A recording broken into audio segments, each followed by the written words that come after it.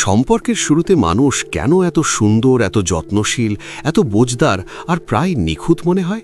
এই প্রশ্নটা প্রায় সবাই কোনো না কোনো সময় নিজেকে করেছে।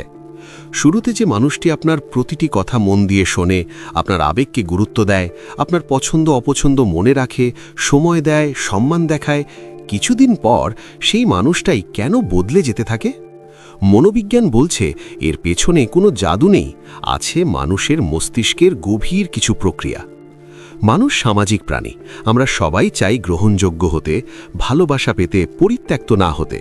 সম্পর্কের শুরুতে আমাদের মস্তিষ্ক এক ধরনের সার্ভাইভাল মোডে চলে যায়। তখন অবচেতন মন বলে, নিজেকে সেরা ভার্সনে উপস্থাপন করো, না হলে সে চলে যেতে পারে। এই জায়গা থেকেই শুরু হয় পারফেক্ট অভিনয়। মনোবিজ্ঞানে একে বলা হয় ইমপ্রেশন ম্যানেজমেন্ট, অর্থাৎ অন্য মানুষ আমাদের সম্পর্কে কি ভাবছে সেটা নিয়ন্ত্রণ করার চেষ্টা। সম্পর্কের প্রথম দিকে মানুষ নিজের সেই দিকগুলোই দেখায় যেগুলো সে জানে অন্যজন পছন্দ করবে। নিজের রাগ, ইনসিকিউরিটি, ভয়, নেতিবাচক অভ্যাস সব কিছু তখন আড়ালে থাকে। এখানে সবচেয়ে গুরুত্বপূর্ণ ভূমিকা রাখে ডোপামিন। নতুন সম্পর্কের সময় মস্তিষ্কে ডোপামিনের পরিমাণ অনেক বেড়ে যায়। এই হরমোন আমাদের এক্সাইটেড করে, এনার্জেটিক করে এবং অন্যজনকে বিশেষ মনে করায়। ডোপামিনের প্রভাবে মানুষ নিজের সীমার চেয়েও বেশি চেষ্টা করে, বেশি দেয়, বেশি ভালো আচরণ করে। সে তখন বুঝতেই পারে না এই আচরণ সে দীর্ঘমেয়াদে ধরে রাখতে পারবে কিনা। আরেকটি বড় কারণ হল ফিয়ার অফ রিজেকশন। সম্পর্কের শুরুতে মানুষ ভয় পায়, আমি যদি পুরো সত্যটা দেখাই, সে আমাকে পছন্দ করবে তো? এই ভয় থেকেই মানুষ নিজের আসল সত্তাকে লুকিয়ে রাখে। সেভাবে আগে ভালোবাসা পাক, পরে ধীরে ধীরে আসল রূপ দেখানো যাবে। অনেক সময় এই পারফেক্ট অভিনয়টা ইচ্ছাকৃত প্রতারণা হয় না। মানুষ নিজের মধ্যেই বিশ্বাস করতে শুরু করে, আমি এমনই, কিন্তু বাস্তবে সে তখন নিজের এক্সটেন্ডেড ভার্সন চালাচ্ছে, যেটা দীর্ঘদিন চালিয়ে যাওয়া মানসিকভাবে ক্লান্তিকর। মনোবিজ্ঞানে এটাকে বলে ideal self versus real self conflict. সম্পর্কের শুরুতে মানুষ আইডিয়াল সেলফ দেখায়, যে মানুষটা সে হতে চায় বা যে মানুষটা সে মনে করে অন্যজন চায়। কিন্তু সময়ের সাথে সাথে রিয়েল সেলফ বেরিয়ে আসে, যেটা নিয়েই তাকে প্রতিদিন বাঁচতে হয়। আরেকটি বড় কারণ হলো অ্যাটাচমেন্ট স্টাইল।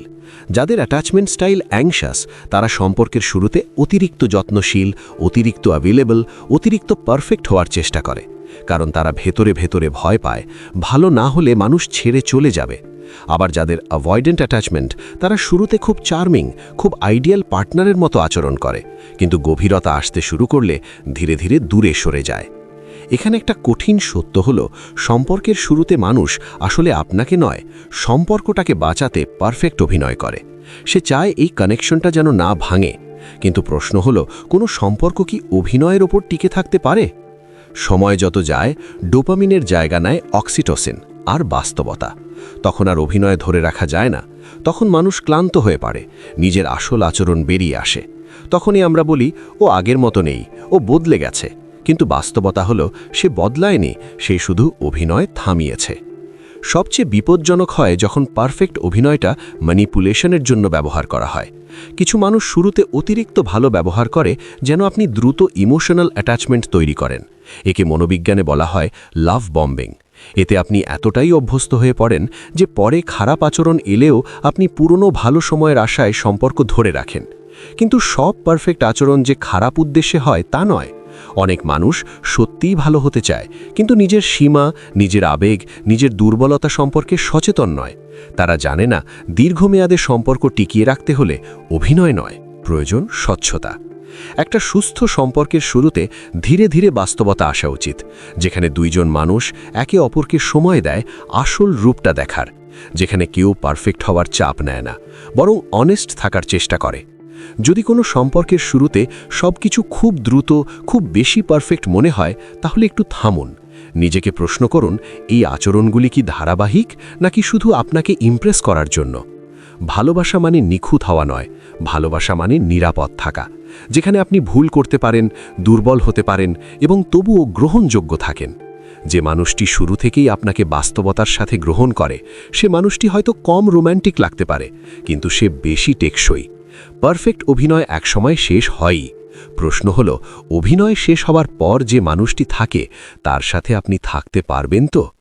এই ভিডিওটি যদি আপনাকে নতুনভাবে সম্পর্ক বুঝতে সাহায্য করে থাকে তাহলে এখনই সাবস্ক্রাইব করুন মনোবিজ্ঞান সাইকোলজি চ্যানেলটি। এখানে আমরা সম্পর্ক, মানব আচরণ এবং মনের গভীর সত্যগুলো মনোবিজ্ঞানের আলোকে সহজ ভাষায় তুলে ধরি।